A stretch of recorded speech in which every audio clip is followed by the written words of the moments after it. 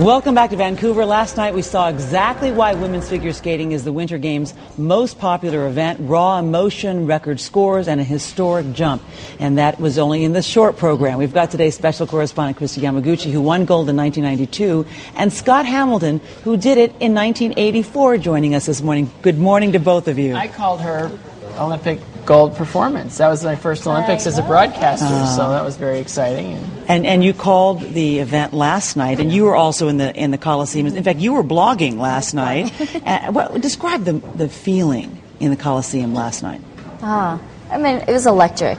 It was, I think, everyone is ready for it to finally get underway, the ladies' event, and anticipation to see the top contenders, how they would hold up under the pressure. And wow, Yuna Kim from South Korea did not disappoint from that first move. That look, yeah, that look. As soon as our music started, it was like, wow, okay, let's sit back. She was under immense pressure, and she didn't disappoint, and she scored, what, a 78.50. It's a world record in the short program. Scott, just how impressive is she?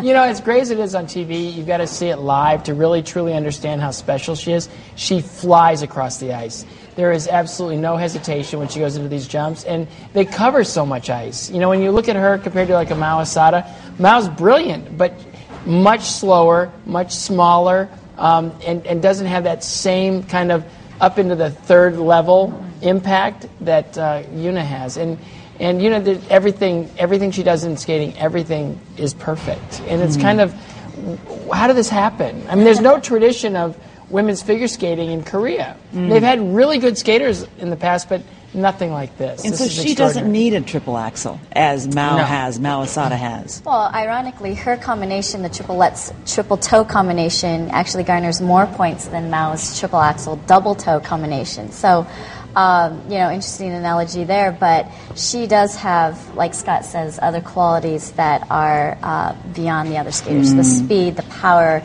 and, you know, just the overall presence, I think, on the ice is so commanding. Which is not to say that Mao Asada is a shirker. I mean, my goodness, what a beautiful skater. She's from Japan, and she's got to be thinking about her strategy this morning after what happened last night, barring a mistake, right? You're laughing at me. No, it's like your strategy. She's the only woman in the world that does triple axel, right? And she's going to probably put two of them in her long program, and it probably won't be enough. Because the way that Yuna sets up her program is a beautiful triple axel. No, it's just gorgeous. But, you know, again, it doesn't have that same speed and the same flow across the ice.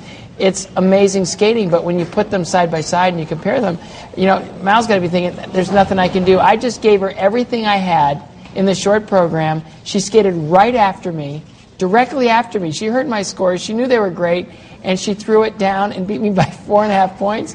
Not fair. No, that's not right. And they're both so good, and they've had such a long rivalry. But when it's back to back like that, it's really obvious, especially when you're in the building. We've got to get to the Americans because we've got two